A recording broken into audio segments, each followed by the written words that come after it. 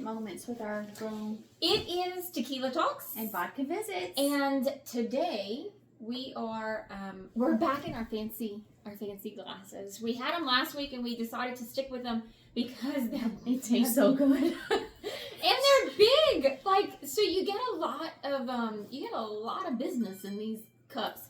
But we actually have a topic today. We probably won't stay on topic because that's what we do. Yeah. But we have a topic today. We are both super excited that I think we have mentioned in a couple podcasts that we're going to New York and Boston and Cape Cod. We're going to do this trip in May. But what we have not mentioned is that we're bringing our adult daughters with us, and so it has been such a joy.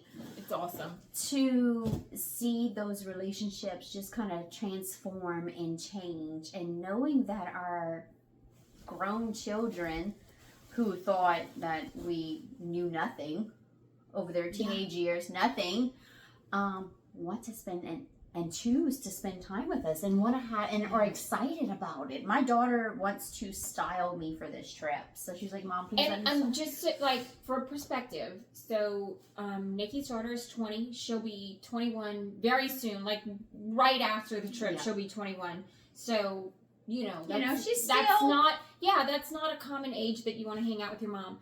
My daughter is 29 and married with a child, really grown, really grown, and we're leaving the day after her birthday. Oh, so it's okay.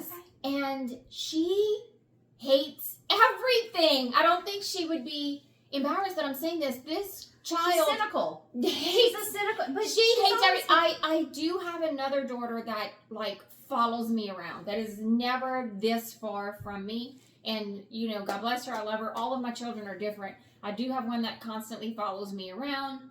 But this beautiful baby girl, my baby girl that I am taking with us on this trip, one, I was shocked that she agreed to come. Absolutely shocked that she agreed to come.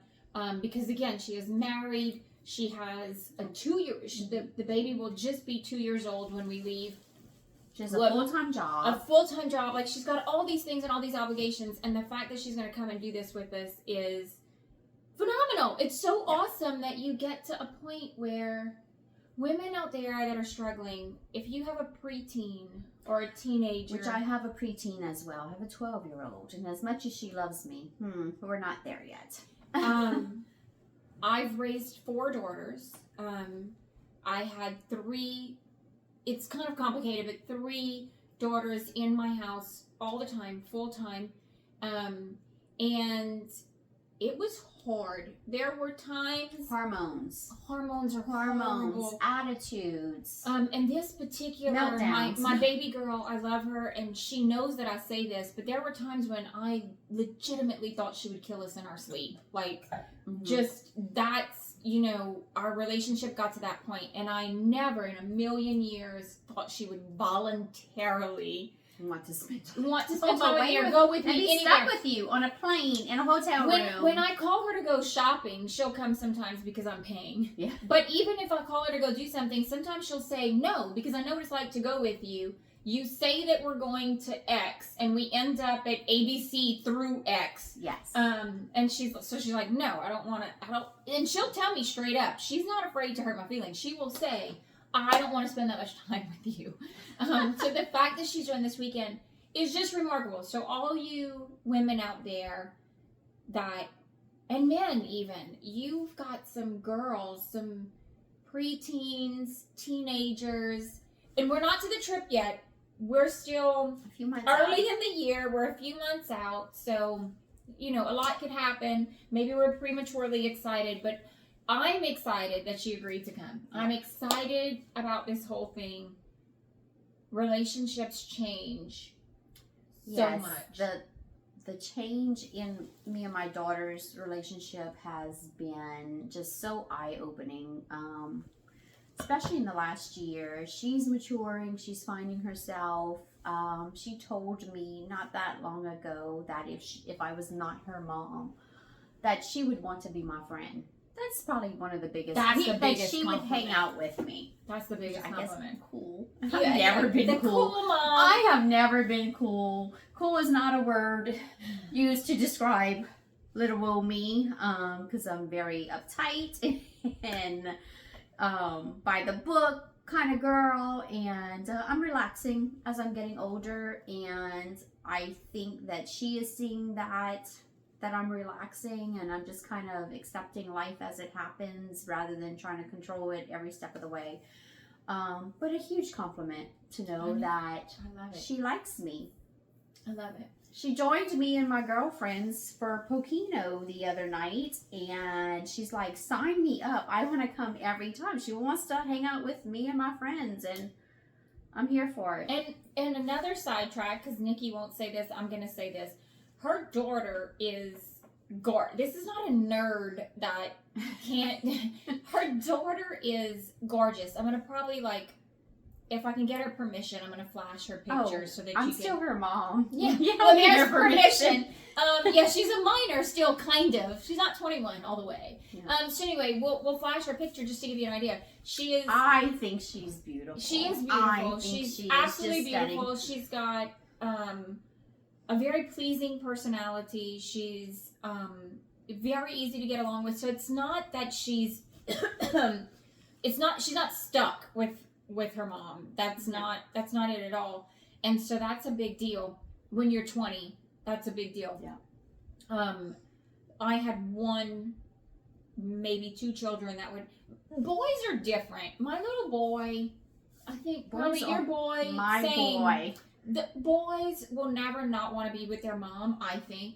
My boy loves his mom, and he is 28 years old. He will be 29 this year, married with a child of his own, and that's my baby. He is like just, actually, clearly he'll be 29 the day before we leave. So yeah, you know, to be his mom. I am privileged to be his mom. He was my firstborn, but he was abnormally good. Yes, he was. He was just this he's very good blessing that he made parenting very easy for me. As what a young mom. disillusion. Oh, Yes. The second one was good too. She had two of like even keeled, just the joyful easiest, children the in easiest freaking kid, and then she gets London, my now 12-year-old, she gets to feel it. has pushed all my buttons. God bless her. She is just She's got her a she's ball got her own thing of going. attitude and energy, and she's keeping me young, giving me gray hair. She pushes the boundaries. She pushes me over the edge. This is why I'm drinking again. But you know what? She is going to rule this world. Oh, absolutely. Nobody is going to walk all over her. I am not going to have to worry about this child in the long run because she has a backbone. She is stubborn and strong-willed. It's so funny, like where all of my children are grown. My baby is 21. All of my kids, especially the girls, my boy is, I guess, maybe too young to tell. I don't know. Or he's mama's boy. I don't know. But the girls, none of them quite did what I thought they would do. You know, like you kind of have an idea. My baby that's coming with us on this trip more or less did what I thought she would do in life, but I really, really thought that my youngest daughter and my oldest daughter, and I still believe this in my soul, they are not the two that get along the best, but they complement each other so well that if those two could run the world, like those two combined, yes, if they would use both their powers for if they would use both their powers for good. My oldest one hasn't quite figured her powers, hasn't quite figured her place. The youngest one has conquered that above and beyond. But man, like I've always thought, and I've told them this, so this is not a secret. This is not, you know, me confiding in you for the first time. Like they know this. I just feel like I always thought they would do, even though they weren't the best of friends and they didn't get along the best. I just really thought, because they challenged each other the most. So I thought for sure they're going to run some kind of business together, and they're going to be phenomenal business partners, and it's going to, it's going to blow, whatever it was. I mean, a law firm, a CPA firm, a freaking dental practice, I don't know, whatever it was. I really, really thought that in my mind. That they would team up and use their powers for good and balance each other out, weaknesses and I did. I definitely thought that. Hey, look, it's not too late. Look at us now at this point in our lives coming together and trying to really make it. We have I think if those two had the HVAC company, they'd already be. We have an HVAC company, and it's great. Yeah. We have jobs that we're invited to bid on weekly. We're not subscribing to any bid sites, so we're actually invited to bid on them. We're rocking, but I just feel like those two would have rocked it out so much better.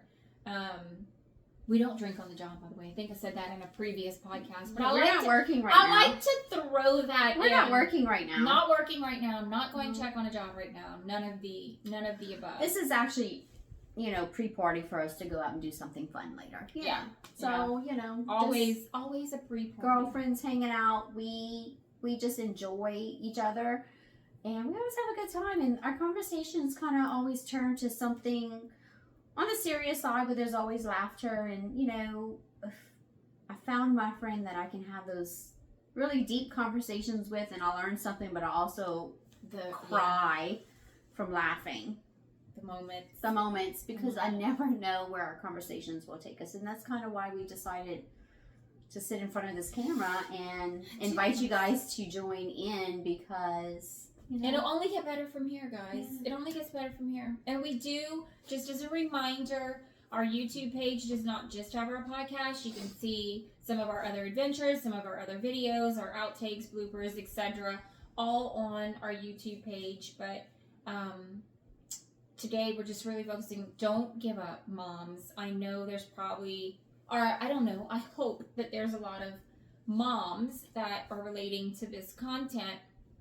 Professional moms that are moms for a living, professional moms that are moms for a living and have a side hustle as a full-time job, because we're going to call the full-time job a side hustle, because being a mom is full-time 24/7 all the time, non-stop, no matter what.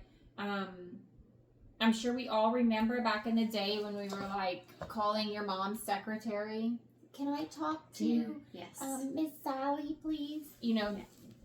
Moms don't get a day off, so that's constant. So if you're questioning whether or not you will eventually become friends with your children, because there's a balance between being their friend and being their parent. Yeah, you can't be their friend when they're 10. Yeah, I'll always be their parent no matter what. But it's also such a great feeling to know that she turns to me for the fun, friendship side of it. But it's so important to know that that's now, because there was no fun friendship. No. In preteen years and teenage years, and I can vouch for that relationship, and I can assure you, none of my children, even the one that follows me this close, will say that Mom's my best friend. Yeah, we were not best friends when they were in high school. And I don't think you should be best friends with your child, because then the parenting side goes on mine. In fact, the child that is this close to me, she was punished the most often, which I think is why she's so close to me, because she was punished all the damn time, constantly punished. So she had no choice but to hang out with me, and just got used to it. She tells people now that I would punish her so that she could hang out with me. Oh.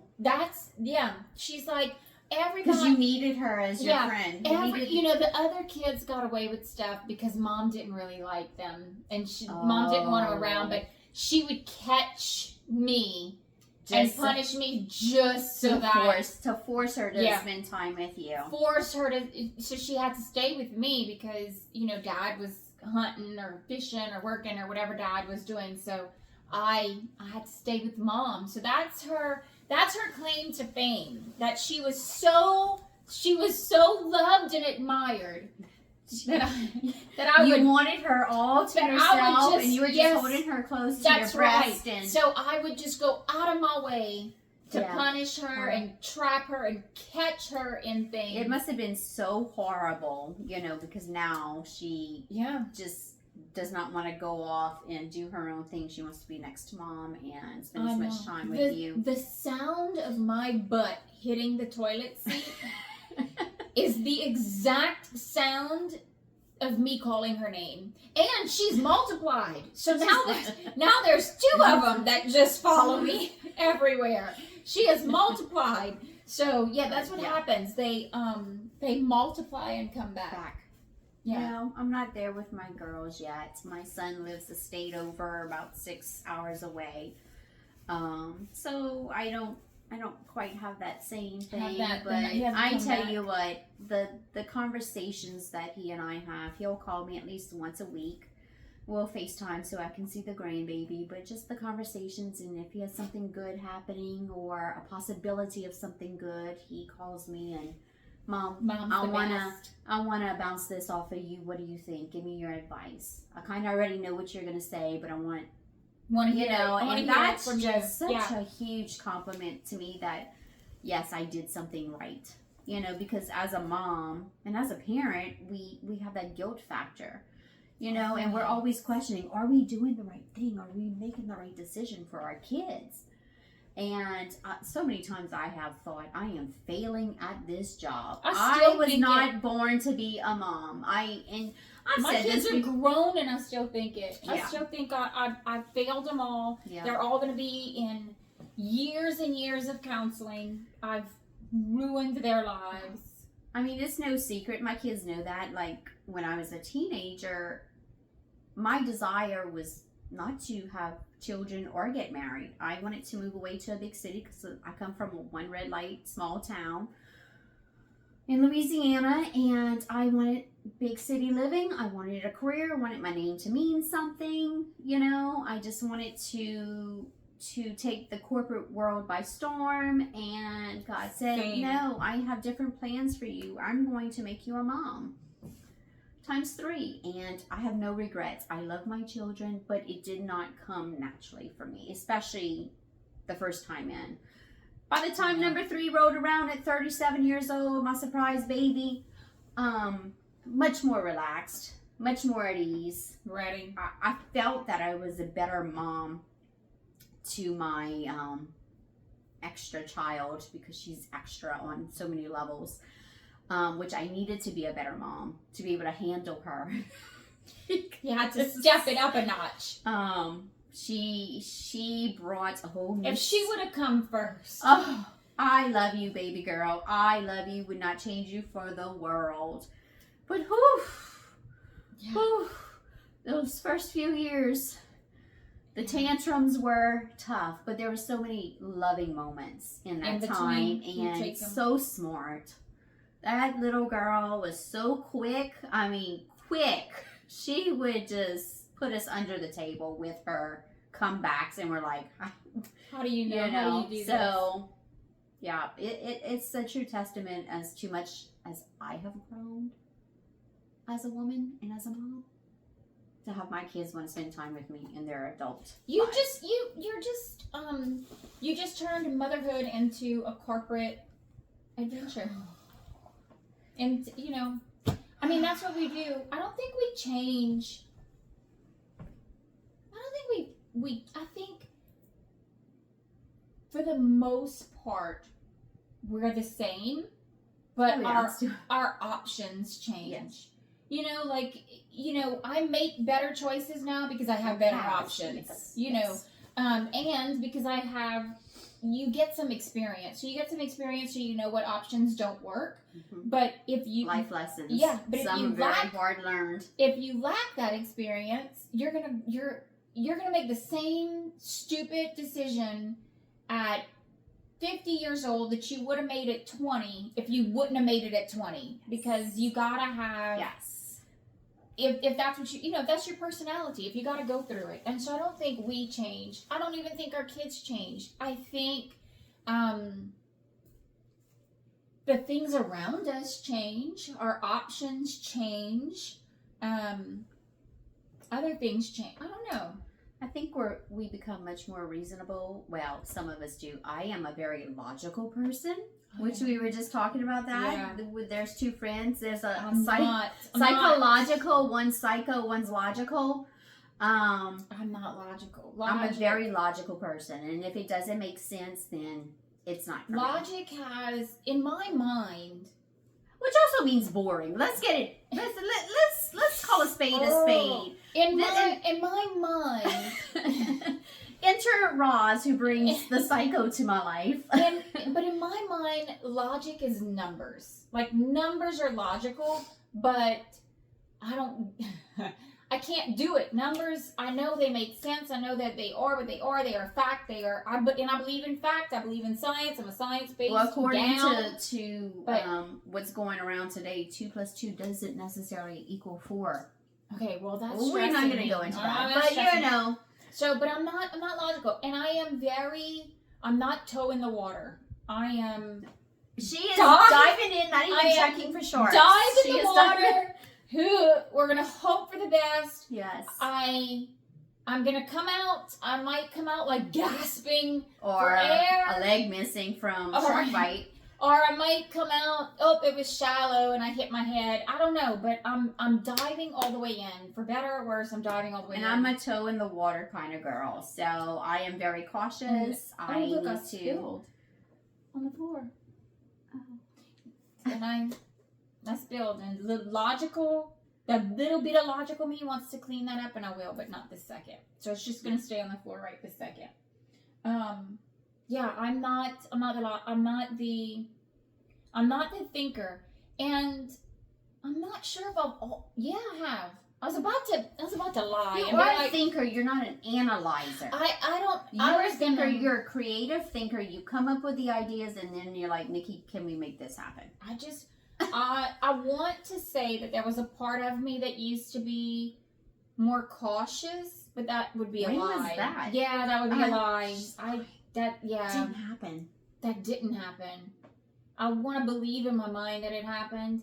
I want to believe that my husband has given me the opportunity to be this dive right in woman. And he does. I'm going to give him credit. He does. Because not every husband is going to, and I don't even use the word allow, but put up with your shenanigans. Let's just, put up with my shenanigans. Because tolerate, not allow, tolerate. He tolerates. My shenanigans cost money. And I do make money, and he makes money. And for the most part, I use my money to do these shenanigans. But I hate to say like my money, his money, because I could also be using my money for our benefit instead of just for me to go dive in the deep end of a pool.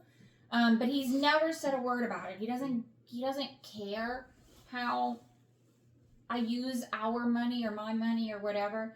But even before him, long before him, I was diving right in. Yeah. So I'm going to give him credit to the extent that he has put up with me for all these many, many, many years, and has tolerated all of my many, many, many shenanigans. Yeah, I'm a dive in, but that's why I need Nikki, because every dive in person needs the life raft person. I am we the need lifesaver. Somebody to throw the lifesaver in, because you're not always coming up. Like, this is true. That sometimes, like, no, Roz, that I don't think that's a great idea. Sometimes I'm diving too deep and I cannot find the shore. And with that said, I need someone to give me that little push. And she's like, "Come on in, the water's fine. Let's go." Look, I'm treading water. My head's above. Just backstroke. Come on, let's do it. Nothing's happening. But sometimes we're just waist deep. And you gotta get in the water. You gotta get in the water. And just get in the water. I don't know what else to say about it. We are we do this weekly. Weekly we have our cocktails. This is I save and cherish all of my calories all week long for this. And on Tuesdays, our podcast airs, and on Tuesdays before we start all of this nonsense, we go to the gym. So I feel like we burn the calories we're before we drink we're them. washing it off. We're hydrating. We're rehydrating. Yes, and I like a good margarita, which I know is high in calories, but it's so it worth washes out. Like because we do the gym and then we have all the calories that we. It doesn't wash out. It balances. Yeah, it's equal. Yeah. Like 1 equals 1. Yeah. It's just an equal thing. It's a very logical thing to say, Rose. So I have my moments. See? Yeah, it's alcohol-induced logic. It's alcohol-induced logic, but I will take it. It is. I was just saying that I know at some point I was logic. I don't know how much you can see, but I think we have some videos on our YouTube of when, this is the adventure room. We have blank space over there because that's adventures that have yet to happen. But this is our adventure room, and you can't see all the way up, but you can go on our YouTube page and see the things that we've done. But this picture that is almost in all of our videos is when we went hot air ballooning, and we went right over, it looks like a canal, but it was really actually a rock quarry. Yeah. What? I forgot what it's called. It's like an irrigation type. In the drainage. Yes. And so we got this beautiful, beautiful picture, and that is actually Nikki in that balloon. I'm taking the picture from my balloon, and that is Nikki. And our basket in her just grazed the water. It was just so picturesque. I took pictures of them, but it's more in the shower. Our balloon didn't in the sun. In the water. So it was just an amazing experience. Never have I ever. Our daughters came with us on that. Yes. So different daughter for you. Different daughter for me. Our daughters came with that, and so it really has been. I'm telling you, moms, hold on, and it doesn't have to be. It doesn't have to be trips to Cape Cod and New York and hot air ballooning. I'm telling you, this is the examples that I have, but all of my girls will come with me to lunch. They will all. And it was not always like that. You know, there were friends that came first, and there were parties that came first. Yeah, Keegan asked me to go. Boys that came go first. Get pedicures with her. She was getting a manicure. She was like, "Why don't you come with me?" Even though I was getting a pedicure, and then we went for coffee. Just those little things, especially when they're the ones initiating. And look, I did not pay for her stuff. She actually bought my coffee that day. Yay! And she did get a raise, you guys. She did pay for her manicure, and I paid for my pedicure. So it's not just about them wanting us to spoil them. It's just such a different phase in our relationship, and I am here for it. Do you think? Because I was thinking about this, I was talking to my brother about this. My relationship with my kids, with all of my kids, is so different than the relationship that I had with my mom. And the relationship that I currently have with my mom. Like, there are things that my kids and I talk about and do together and think about and say that my mom and I would not. I had a different relationship with my mom than you had with yours growing up. So I was actually very close to my mom, and I still am. I'm just so busy, which, is on me. I need to be more cognizant of spending time with my parents who were in their upper 70s. Our family has been through some trauma. We'll leave it at that. I just kind of had a moment.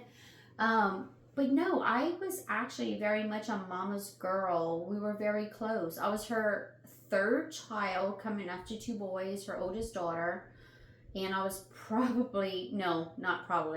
was her most independent child and most responsible. Yeah. So I was the one that, and still to this day, that she relies on when there are issues or something's happening in the family. I am the one that comes in and kind of, I don't want to say saves the day, but I'm the one that handles it and takes care of it. So, no, my mom and I always had a very close relationship, and we did a lot of things together. But I mean, times are different. It was different back then. We didn't have social media. We didn't have cell phones, you know, and it was very hands-on. She sewed a lot. We didn't have a lot of money growing up, so she made a lot of my clothes. She made my prom dresses. I would sketch out what I wanted. We'd go to that's Hancock's awesome. and buy material, and in a day she would make my prom and homecoming dresses. So that bonds. Plus, I did pageants when I was little. So I was a little pageant girl. She was a pageant mom. And she couldn't do. She did it with Candy too. But Candy, my sister, is 2 years behind me. Very shy. We have some guest appearances with Candy and her chickens. Candy did not like the spotlight like I did. Yeah. I was a very programmed child. I always did what was expected of me. Like I said before, I am a people pleaser to the core. Yeah. So I always wanted to make them proud. So my mom was very involved in my life, and you know, all throughout school, and pushed me to be. Yeah. You know, to do more and just succeed. So my upbringing with my mom's a little bit different from yours. Well, yeah, mine You is came very from different. a broken home, divorced parents, and you know. I don't have. And this is how we ended up with you later on. That's right. That's right. And I love my mom. My mom and I do things together now. We do things together, and you know, she's my friend. We go places, we do things. We did witches brunch. Yeah. Here in New Orleans. So I love my mom, but it is very, very different. I have a very different relationship with my kids, and I just find it interesting. And my brother and I talk about it a lot. How different it is between me and my girls, and it was between my mom and I. So I guess the thing I'll say about that is, ladies, if you have a newborn baby and you are concerned and my mom, to kind of put it in perspective, my mother's mother passed away when she was 9 or 10. Okay. So she didn't have that right. foundation. So she didn't have the foundation of what she wanted. She's one of 6 children. So that's a whole other story. But she didn't really have that foundation. And my relationship with her was kind of like a brand new thing. She didn't have a mother, whatever. She had housekeepers that she had to learn. Yeah. She had housekeepers and a very, very busy dad, and that was it. And I did have a mom. I don't want to mislead you. I did have a mom, but we didn't have the same relationship that I have with my girls. And so, don't think that you are doomed to repeat, or maybe not doomed. But that works both ways. Don't think just because your relationship was perfect that you're going to be the same mom. You'll be the same. I think it's all raising these kids are not different. Easy. There's no instruction book. We are all winging and it. Don't read an instruction book. Every child is different. All 3 of my children are very different. And you parent them differently. You respond differently, especially in different. I had my children at 21. I was month shy of 22. 29 and 37. That is totally 3 different phases of my life. I heard somebody say once that siblings are not the same because parents are not the same. And that sat with me because they made it very clear. It doesn't matter if you have the same mom, same dad, they never divorced, you grew up in the same house, you did not grow up in the same circumstances. Even if you're just a year apart or 9 months apart, you're not in the same circumstances. Imagine all the things that you do in 1 week, much less what you do in 9 months or a year.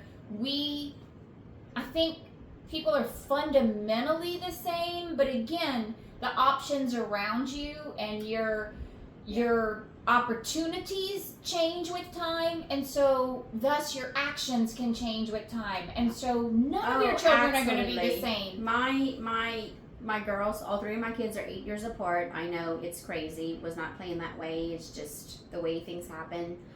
My girls are 8 years apart, and Keegan, I could dress her up. She has never spoken back to me ever.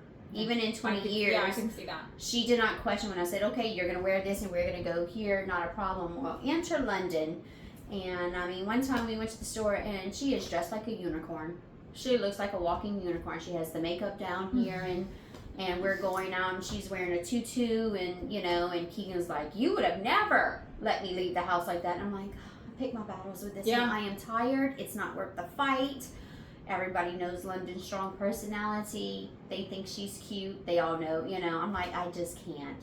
You listened. She does not. It's not worth it. It's different. It's different. It's not going to be the hill you want to die on. So Keegan has, I don't know if it would be resentment, but she's like, this is not fair. Yeah, this different. is not fair. London gets away with it. I'm like, no, she's not. She's a different child.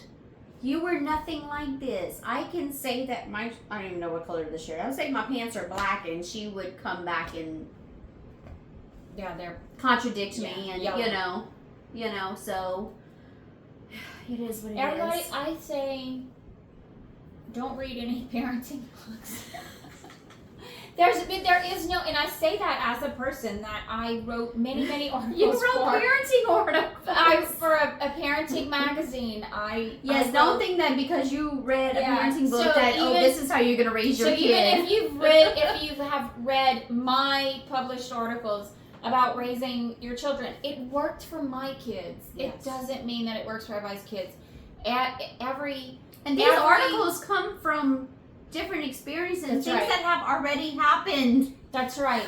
It has happened, and they have learned a lesson from it. It's not an instruction book on how to raise your children. It is suggestions on what may work for your child. If it doesn't, here's another option. Do your research, because also here's just a friendly reminder. I'm gonna kind of today.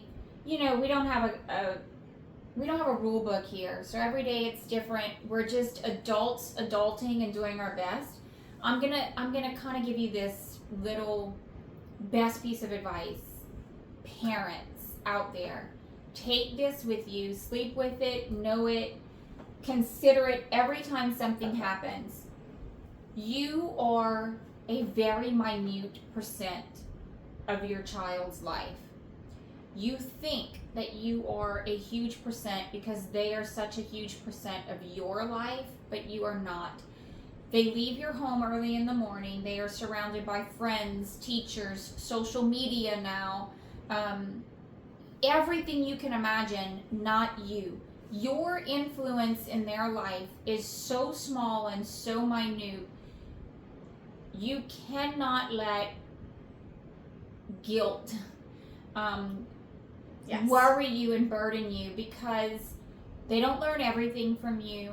Not everything is about you. They are easily influenced from Not their everything peers. is about you. Some of their mood swings are going to be social media based. They're going to be the teacher didn't look at them right. Their best friend didn't talk to them right. Their tag is itching the back of their neck. Whatever it is, you are such a minor part of their life, and that's a hard realization, because for you, for most parents, everything that we do is about the betterment of them and what is going to help them and what is going to be good for them and what is going to be good for our family, etc., etc. And that's not where they are. They are in a whole different realm, and the amount that your child thinks about you is not the same as to what so small, and the amount that they think about your influential things that you have said or done is so small. So my absolute best advice to you is try to relax. Words are very cheap. Forgive yourself, because we are all trying in this. That's right. We're all doing it the first time. It's the hardest job I've ever had is parenting. Forgive yourself. Live by example. Don't say something and do the opposite and then expect your kids to, and just pick up on that. Be present, I think, is the number. Be available to them. Be open. Be that comfort and that security that they feel comfortable coming to you with this those too issues. shall pass. Yeah. It's gonna come full circle. But be forgiving to yourself. Yeah. Because absolutely, you're such a tiny influence. And find your village. Find your people, because it does take a village to raise your kids. And just because you can't do it all by yourself doesn't mean that you're failing at it. I can't tell you how many times I've had other moms step in when we were having a temper tantrum, and they could see that I Need a break. Sometimes you're too close to the situation. I could no longer diffuse the situation, so they would step in and, kind of pull me and the child apart and calm her down, give me time to catch my breath so that way I could deal with it without having all that frustration and, anxiety and stuff like that. And just having the support system around to kind of step in. It's okay if you as a mom or a dad need a break, because we don't get a break. No. The worry never goes away. So And you separate from find your village, even if it's just for an hour or 20 minutes, and rely. It's okay to ask for help. I can't even say that. I mean, I'm saying it to everybody else. She doesn't. I'm sorry. Last person on earth to ask for help. I'm a hypocrite. The absolute only way she will take help is you have to intervene. Do it, yes. You have to just intervene. I'm sorry. I'm a hypocrite because I'm a very independent. So just learn from her mistakes. Very independent person, and it's very hard for me to ask for help. So, but I'm she very says, not as she's doing. Yes, I'm very grateful to my village and the people who have stepped in over the years and who have assisted me in raising my kids and been there for me and been there for them, even if I've never had to ask.